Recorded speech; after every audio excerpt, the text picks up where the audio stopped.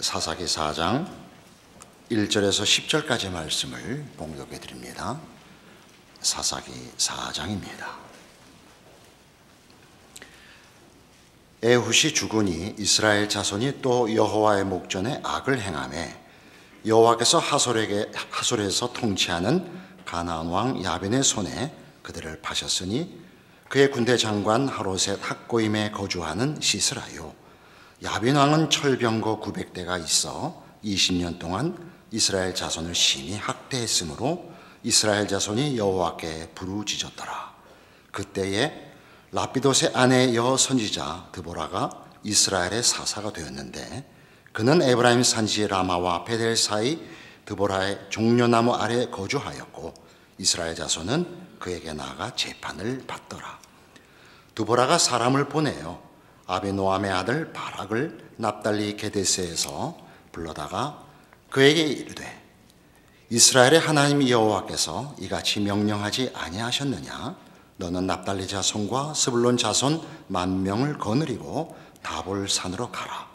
내가 야빈의 군대 장관 시스라와 그의 병거들과 그의 무리를 기송강으로 이끌어 내게 이르게 하고 그를 내 손에 넘겨주리라 하셨느니라.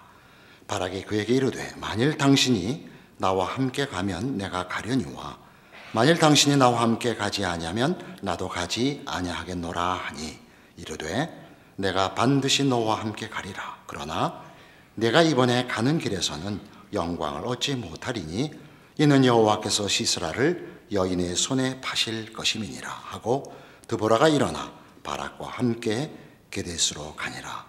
바락이 스불론과 납달리를 게데스로 부르니 10,000명이 그를 따라 올라가고 드보라도 그와 함께 올라가니라. 우리는 오늘 그 사사 중에 유명한 드보라 사사에 대한 내용을 본문으로 접하게 되었습니다. 이스라엘은 하나님께 순종하지 않고 하나님은 그들을 가나안 왕 야빈에게 파셨다 이렇게 표현되어 있습니다. 그의 군대 장관 시스라가 폭력을 휘둘러 이스라엘을 무릎 꿇려 수탈을 하고 있는 셈이죠. 고통을 견디다 못한 이스라엘이 하나님 앞에 호소했고 하나님은 이제 드보라를 세워서 이스라엘을 구원하십니다. 쉽게 읽으면 이스라엘의 배신과 회개와 그다음에 구원으로 사사기를 읽게 되는데 우리 앞얘기 에훗 사사에서 얘기한 것처럼 하나님은 그 장애물을 제거하는 것, 그러니까 침략자들과 수탈자들을 꺾는 데는 별 관심이 없다 그렇게 말씀을 드렸습니다. 에훗이 에글론을 죽이는 그 앞 이야기, 에훗 사사 이야기를 보면 일종의 희극적 요소가 있다 그랬죠. 지금 사사기의 그 맥락은 자유인이 된 이스라엘 백성의 마음 깊은 항복을 받아내기 위한 기회로 성경은 기록하고 있는데 우리는 평안히 사는 것과 약탈을 당하는 것 사이에서의 어떤 주문같이 해결책같이 사사들을 보고 있고 또 사건들을 보고 있습니다. 그런 의미에서 사사들을 일으킨 것은 사사들의 구원이 외형적 구원에 불과하지 내면적 어떤 각성과 신앙의 진보를 가져왔다는 내용은 사사기에 없는데 우리는 너무 쉽게 읽고 그래서 사사들을 너무 영웅화합니다. 드보라는 사사기에서는 사사기에 그 사사가 얼마나 위대한 사사냐는 그 설명에 얼마나 많은 장을 할애하는가 구별되는데, 이 드보라는 4장과 5장에 걸쳐서 그 활약상과 그 노래가 나오는 만큼 큰 사사로 기록되고 있습니다.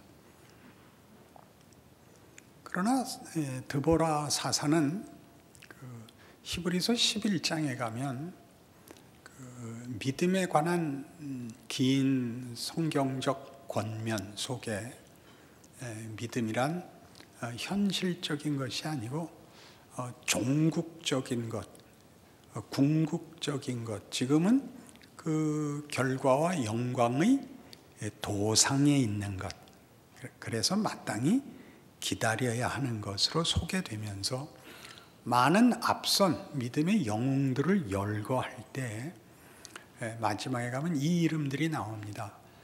기드온, 바락, 삼손, 다윗, 사무엘. 이렇게 이름을 열거할 때 바락은 나오지만 드보라는 나오지 않습니다. 중요한 힌트가 되는데, 오늘 본 본문에서 보다시피 바락은 아주 소심한 사람으로 소개가 되고, 드보라는 대단히 담대한 하나님의 종으로 소개가 되고 있습니다. 드보라가 서는 것은 여자임에도 불구하고 이런 의미가 아니라 여자라도 나서야 되는 이라는 뜻입니다.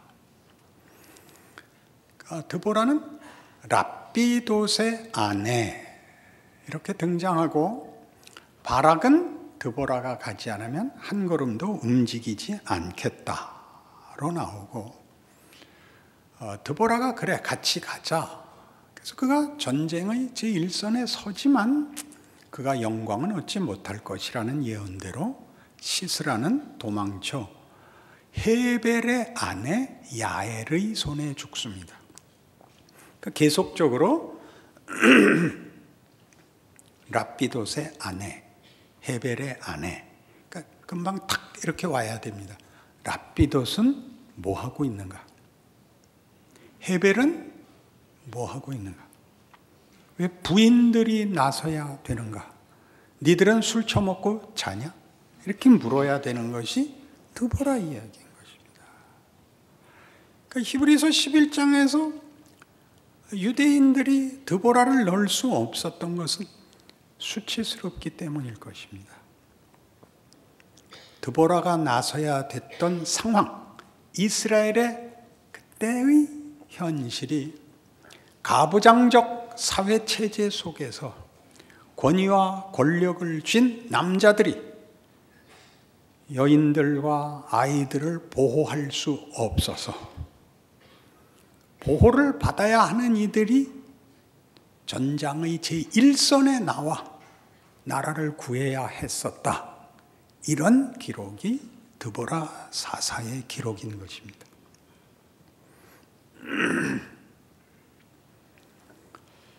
시편 8편에 의하면 1절에 여호와 우리 주여, 주의 이름이 온 땅에 어찌 그리 충만한지요. 주의 이름이 온 땅에 충만합니다. 그 영광이 충만합니다. 주의 이름을 인하여 어린아이와 젖먹이들의 손으로 권능을 행하시며 원수들과 보수자들을 잠잠케 하려 하시나이다. 어린아이와 젖먹이, 가장 무능한 자들, 보호를 받아야 하는 자들로 일을 이루시는 하나님. 이것이 사사기에 내내 등장하는 메시지입니다.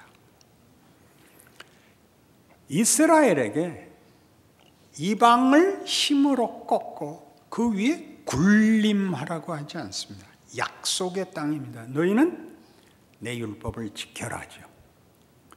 공의와 평화가 있는 나라를 건설해라. 그것은 나로부터 내가 주는 나라다.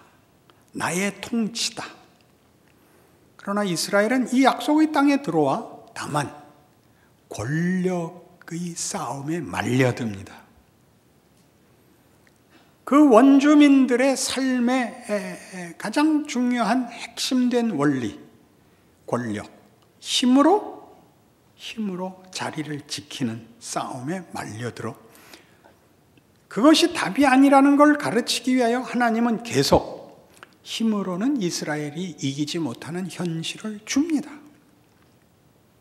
부르짖고 구함을 받지만 그들은 하나님이 무슨 싸움을 걸고 있는지를 몰라서 내내 평화로워지면 다시 열심히 권력을 추구하여 신앙적으로 부패합니다. 권력은 강제력이죠. 경쟁자를 무너뜨리고 파괴하고 그가 가진 것을 약탈하여 나의 내용을 삼는 것, 이것이 권력입니다. 힘이지요. 하나님은 그렇게 하시지 않겠다는 것입니다. 예수님께서 이 땅에 오사 공생애를 시작하시기 위하여 그 준비로 광야에 가서 40일을 준비하시고 기도하시고 굶주리십니다. 마귀가 와서 시험을 걸죠. 이 중요한 시험이 그 중에 하나 들어있습니다. 높은 산에 데려가 온 세상을 보이고 내게 절하면 이 세상을 다 주겠다. 예수님께서 거절하셨습니다. 사탄아 물러가라. 오직 주 여호와 하나님께만 경배를 해라. 예수님은 권력 싸움으로 가지 않으시겠답니다. 그리고 그것이 하나님의 나라도 아니라고 합니다. 하나님의 뜻은 우리 모두를 하나님을 경배케 하는 것인데, 하나님을 경배한다는 것은 세상이 권력을 경배하는 것과 극명하게 대조되는 것입니다. 하나님을 경배하는 것, 하나님의 일하시는 방법에 대하여 하나님이 누구시냐와 하나님이 무엇을 요구하시느냐를 묻고 있는 것이 사사기죠. 그러니까 사사기 내에 무슨 이야기가 무슨 핵심된 질문과 도전이 있느냐 하면 인문학이 그랬듯이 인문학이 인류 역사와 현실에 대한 이해 속에서 이 본문을 깨우치죠. 인간의 정체성과 운명은 무엇인가? 라는 질문에 도달합니다. 그것이 인문학의 가치입니다. 그 거대 질문에 직면하고 있다는 알고 있지만 답을 만들 수는 없는 것입니다. 여러 번 강조하듯이 문맥이 본문인 것은 아닙니다. 컨텍스트가 텍스트를 만들어내지 않고 담아내야 되는데 그 담아낼 뿐이지 생산하는 것은 아닙니다. 그러니까 사사기에서는 내내 이스라엘 백성은 컨텍스트를 교체하거나 또 개정하거나 어떻게 해결하는 쪽으로 계속 부르짖고 하나님은 그거 응하십니다. 시간을 더 주십니다. 기회를 더 주죠. 그게 사사기의 가치입니다. 끝까지 아무것도 못했어. 이렇게 간단하게 부정하지 마시고 외면하지 마시고 하나님이 묻는 질문에 답을 하셔야 되는 것입니다. 이 싸움은 마태복음 11장에서는 이런 식으로 소개되는데 그 중요한 본문을 오늘 담아낼 수 있을 것 같습니다. 마태복음 11장 20절부터입니다. 예수께서 권능을 가장 많이 행하신 고을들이 회개하지 아니하므로 그때 책망하시되 화 있을진저 고라시나 화 있을진저 벳세다야 너희에게 행한 모든 권능을 두로와 시돈에서 행하였더라면 그들이 벌써 베옷을 입고 재에 앉아 회개하였으리라. 내가 너희에게 이르노니 심판날에 두로와 시돈이 너희보다 견디기 쉬우리라. 가버나움아 네가 하늘에까지 높아지겠느냐 음부에까지 낮아지리라. 네게 행한 모든 권능을 소돔에서 행하였더라면 그 성이 오늘까지 있었으리라. 내가 너희에게 이르노니 심판날에 소돔 땅이 너보다 견디기 쉬우리라 하시니라. 예수께서 오셔서 의에 대하여 진리에 대하여 생명에 대하여 증거하십니다. 권능으로. 그리고 실제로 죽은 자를 살리시고 고칠 수 없는 병을 고치시며 바다를 잠잠케 하시며 오병이어의 기적을 이루십니다. 귀신을 쫓아내십니다. 그러나 사람들은 예수를 믿기를 거절합니다. 그들이 추구하는 것은 권력입니다. 그래서 예수님께서 친히 꾸짖으시고 그리고 이 말, 우리가 좋아하는 이 구절을 하십니다. 그때 예수께서 대답하여 이르시되 천지의 주제이신 아버지여, 이것을 지혜롭고 슬기 있는 자들에게는 숨기시고 어린 아이들에게는 나타내심을 감사하나이다. 옳소이다. 이렇게 된 것이 아버지의 뜻이니이다. 내 아버지께서 모든 것을 내게 주셨으니 아버지 외에는 아들을 아는 자가 없고 아들과 또 아들의 소원대로 계시를 받는 자 외에는 아버지를 아는 자가 없느니라. 수고하고 무거운 짐진 자들아 다 내게로 오라. 내가 너희를 쉬게 하리라. 나는 마음이 온유하고 겸손하니 나의 멍에를 메고 내게 배우라. 그리하면 너희 마음이 쉼을 얻으리니 이는 내 멍에는 쉽고 내 짐은 가벼움이라 하시니라. 너희는 결국 권력욕밖에 없다. 강제력으로밖에는 자신의 정체성과 지위를 확인할 줄 모른다. 하나님 그렇게 안 하신다. 수고하고 무거운 짐진 자들아, 싸워, 이겨, 부셔, 약탈하여 채우려는 자들아, 다 내게로 오라. 그거 하지 마라. 내가 너희를 쉬게 할 것이라. 내 안에 오라. 나를 믿으라. 내가 가는 길, 내가 하는 증거를 보라. 이게 이제 기독교 신앙의 핵심인 예수로 증거된 하나님을 믿는 자의 정체성이요, 지위요, 힘입니다. 그것은 격파하여 탈취하는 힘이 아니고 하나님께서 무한히 생산하시는 은혜와 능력과 복과 정의와 평화로 채워지는 그런 힘입니다.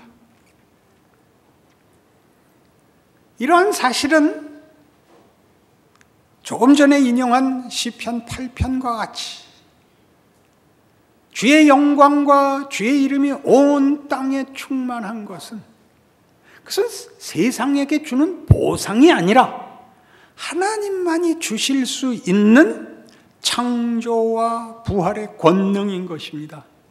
그리하여 그것을 보상받을 조건을 가지고 능력을 가지고 원인을 제공한 자들이 아닌 어린아이와 젖먹이의 입으로 권능을 세우시는 것입니다. 이 부분을 모르면 기독교 신앙을 알 수도 없고 매일의 삶의 도전 속에서 자신의 책임이 무엇인지 그 영광을 알 다른 방법도 없는 것입니다. 요한복음 16장으로 가보십시다.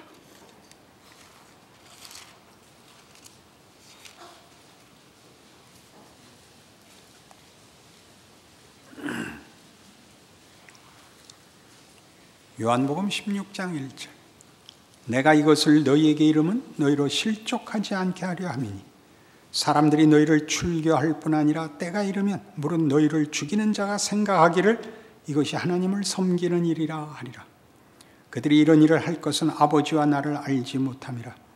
오직 너희에게 이 말을 한 것은 너희로 그때를 당하면 내가 너희에게 말한 이것을 기억나게 하려 하며 처음부터 이 말을 하지 아니한 것은 내가 너희와 함께 있었음이라. 지금 내가 나를 보내신 이에게로 가는데 너희 중에서 나더러 어디로 가는지 묻는 자가 없고 도리어 내가 이 말을 함으로 너희 마음에 근심이 가득하였도다.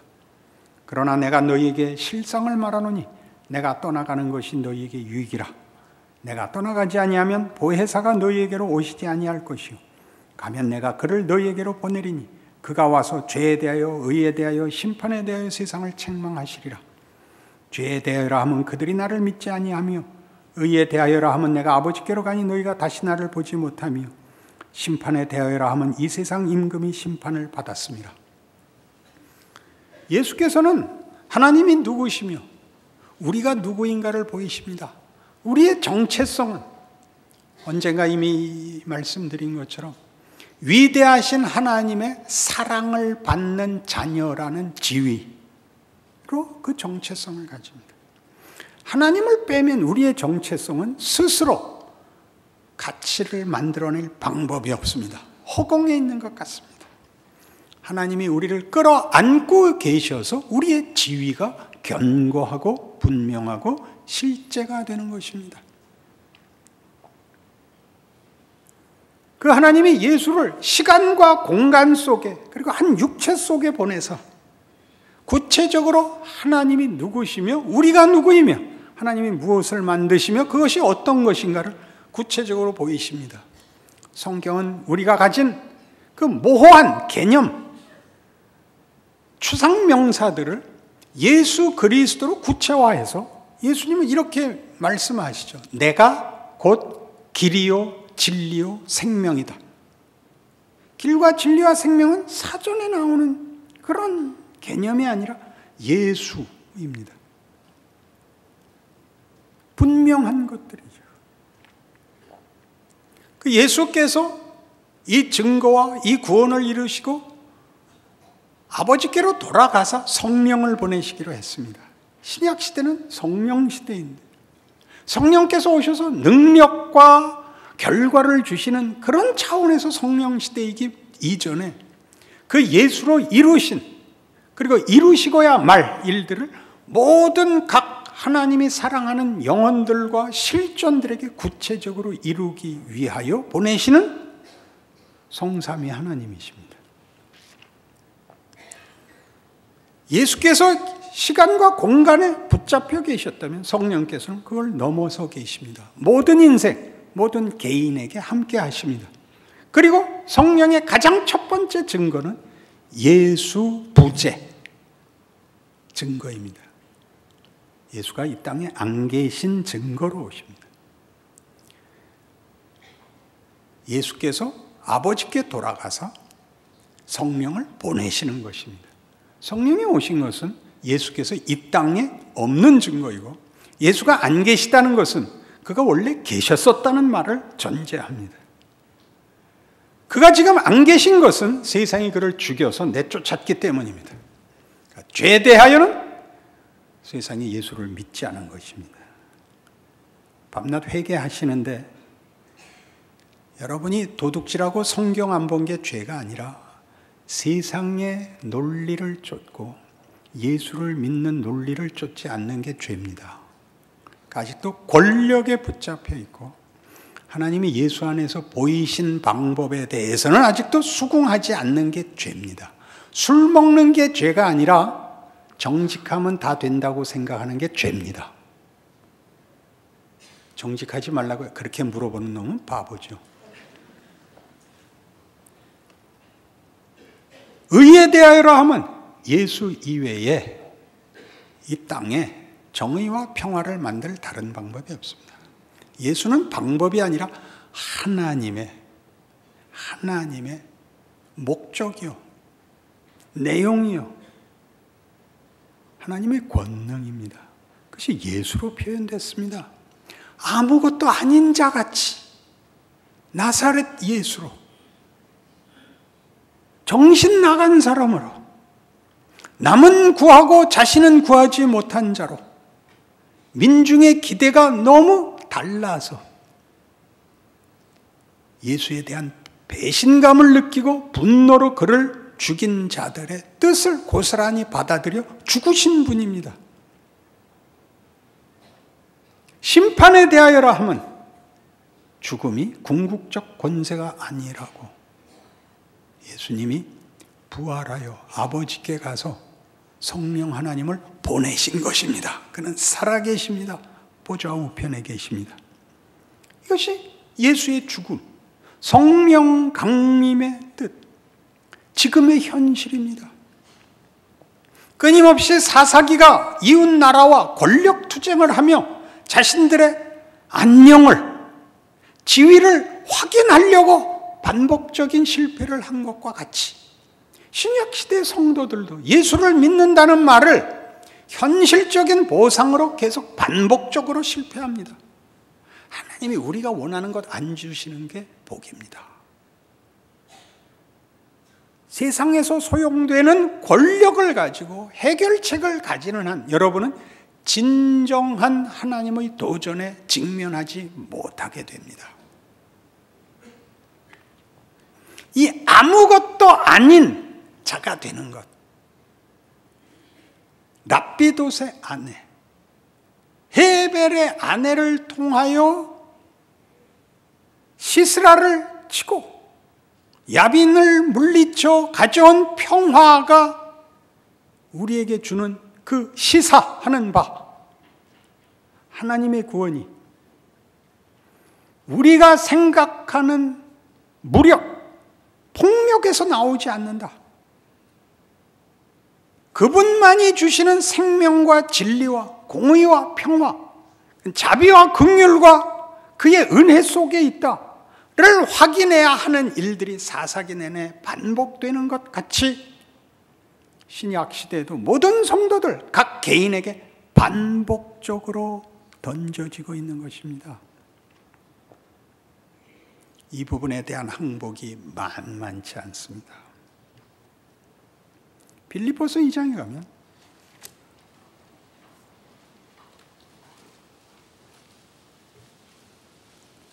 빌립보서 2장 5절 이하 우리 즐겨 읽는 이 말씀이 나옵니다. 너희 안에 이 마음을 품으라 곧 그리스도 예수의 마음이니 그는 근본 하나님의 본체시나 하나님과 동등됨을 취할 것으로 여기지 아니하시고 오히려 자기를 비워 종의 형체를 가지사 사람들과 같이 되셨고 사람의 모양으로 나타나사 자기를 낮추시고 죽기까지 복종하셨으니 곧 십자가에 죽으심이라. 이러므로 하나님이 그를 지극히 높여 모든 이름 위에 뛰어난 이름을 주사 하늘에 있는 자들과 땅에 있는 자들과 땅 아래에 있는 자들로 모든 무릎을 예수의 이름에 꿇게 하시고 모든 입으로 예수 그리스도를 주라 시인하여 하나님 아버지께 영광을 돌리게 하셨느니라. 우리나라는 그 민족적으로 역사적으로 윤리적 유산을 갖고 있는 나라입니다. 유교적 윤리를 갖고 있죠. 그리고 유교의 윤리는 결국은 그 명분이 매우 모호한 것임에도 불구하고 다른 대안이 없고 그 명분의 무게를 싣기 위해서는 결국 치열함으로밖에는 무게를 담을 수가 없었습니다. 그래서 한국 사회는 그 역사적 유산, 민족적 그 정서가 지극함이 최고의 가치입니다. 그러니까 이 빌립보서 2장 5절 이하를 읽으면 여러분이 예수님이 모든 것을 버리고 희생하고 와서 십자가에 죽었다를 치열하고 지극한 것으로 가치를 읽으시지 하나님이 이런 방법을 좋아하신다라고는 죽어도 생각을 안 합니다. 세상이 힘의 우위를 확인하는 것에 자기의 자존심과 지위가 있다고 생각하는 것과 달리 하나님은 지고 내주고 기다리고 감싸 안고 용서하고 고칠 수 있다라고 얘기하는 것을 도무지 이해를 못하죠. 당연히 못하죠. 그냥 해보십시오. 여러분, 사람과 사람 관계에서 웃는 일이 없으면 여러분은 틀리고 있는 것입니다. 웃는다는 것은 넘어간다는 뜻입니다. 웃으면 완벽을 요구하지 않고 넘어갈 때만 웃음이 있고 치열해지면 서로 인상을 쓰게 됩니다. 그러니까 공포와 두려움이 나오면 틀리고 있는 겁니다. 성경은 그런 얘기 안 하고 있습니다. 성경이 말하는 심판은 하나님의 이 사랑과 웃음을 빼앗으려는 거짓된 것들에 대한 분노입니다.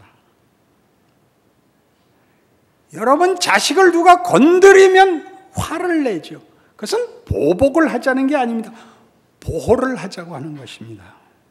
성경의 심판은 그 진노는 언제나 보호를 위한 진노입니다. 내 자식들을 손대지 마라. 내 백성을 유혹하지 마라. 라고 들고 일어나시지. 자기 자식들에게 너 잘하나 못하나 이번이 마지막이다 이렇게 하는 경고는 없습니다. 하나님은 공포로는 나오지 않으십니다. 그러니까 이 빌립보서 2장 5절 이하의 얘기는 이거지요. 하나님은 자신의 증명을, 자신의 영광을 예수의 죽으심으로 가장 대표하기를 좋아하신다. 그는 용서하시는 분이고 그는 지는 분이다. 그게 여러분에게 실소를 자아낸다면 여러분은 기독교를 모르는 것입니다. 여러분이 예수라는 이름을 동원하여 힘을 가져 안심하고 싶다면 여러분은 아직도 사사기를 못 벗어나고 있는 것입니다. 그러니 그것을 실제적으로 어떻게 적용해야 되느냐 하면 여러분이 아무것도 아닌 것이 매우 중요한 가치를 가진다는 사실입니다. 예수가 이 땅에 왔을 때 그랬었던 것처럼 우리는 아무것도 아닙니다. 늘 누구의 아내입니다. 여러분, 여인들로 표현하는 이 성경의 이 수사학을 이해하셔야 됩니다. 여자들은 이름이 없습니다. 누구의 엄마입니다. 누구의 아내입니다. 그 말은 보호 아래에 있는 것을 뜻해야 맞습니다. 아무것도 아닌 것이 아니라 자신이 자신을 다 책임질 필요가 없는 보호를 받아야 하는 존재를 암시하고 그리고 그 보호가 충분해야 된다는 것을 암시합니다. 하나님은 우리가 하나님을 아버지라고 부르는 순간 그 모든 책임을 기꺼이 받아들이십니다. 그러나 우리는 늘 하는 얘기같이 하나님 다시는 찾아오지 않도록 이번 기도에 응답해 주시옵소서로 언제나 기도가 끝이 납니다. 그러니 여러분의 인생에 여러분이 아무것도 아닌 존재요 아무것도 아닌 순간을 지나는 것에 대하여 여러분은 늘 불안하시고 못마땅하시죠. 그러니 신앙생활에 오늘이 없는 것입니다. 이 조건보다 나은 조건, 더 나은 지위, 더 나은 명분을 갖기 위하여 결국 권력을 가지는 것 외에 아무것도 아닌 자가 됩니다. 양보하듯이 기도를 하죠. 사심이 없습니다. 욕심이 없습니다. 그렇지만 최소한 요만큼은 해 주십시오. 다 한 겁니다. 거기서 하나님은 어린아이와 젖먹이의 입으로 권능을 세우시며 수고하고 무거운 짐진 자들아 다 내게로 오라 내가 너희를 쉬게 하리라를 이루고 계십니다. 이러므로 하나님이 그를 지극히 높여 모든 이름 위에 뛰어난 이름을 주사 하늘에 있는 자들과 땅 아래에 있는 자들과 땅 아래에 있는 자들로 모든 무릎을 예수의 이름에 꿇게 하십니다. 그게 우리의 존재가 있습니다. 세상으로 우리 앞에 무릎을 꿇게 하십니다. 권력 이외에 약탈 이외에 할 줄 아는 것이 아무것도 없는 세상 앞에 우리만이 나눌 것이 있는 자로 증명할 것이 있는 자로 영광과 명예라는 이름으로 서 있을 수 있는 것입니다. 드보라는 성경에서 한 번도 언급이 다시 되지 않습니다. 야엘도 그렇습니다. 그렇게 위대한 일을 했으나 아무것도 아닌 자임을 증명하는 그 드보라 기억하셔서 여러분의 인생과 여러분의 존재를 영광과 승리로 사시기 바랍니다. 기도하십시다. 하나님 아버지 은혜를 감사합니다. 우리 가득 모인 우리 믿음의 식구들이 다 드보라 같고 야엘 같습니다. 하나님이 어린아이와 젖먹이의 입으로 세우시는 권능의 존재들입니다. 자기가 선 현실에서 삶의 현장에서 하나님의 사람인 것을 기억하여 넉넉한 인생을 살며 나누는 자로 서 있음을 아는 영광을 주시옵소서. 세상이 우리를 만나면 구원을 받게 하옵소서. 예수님 이름으로 기도합니다.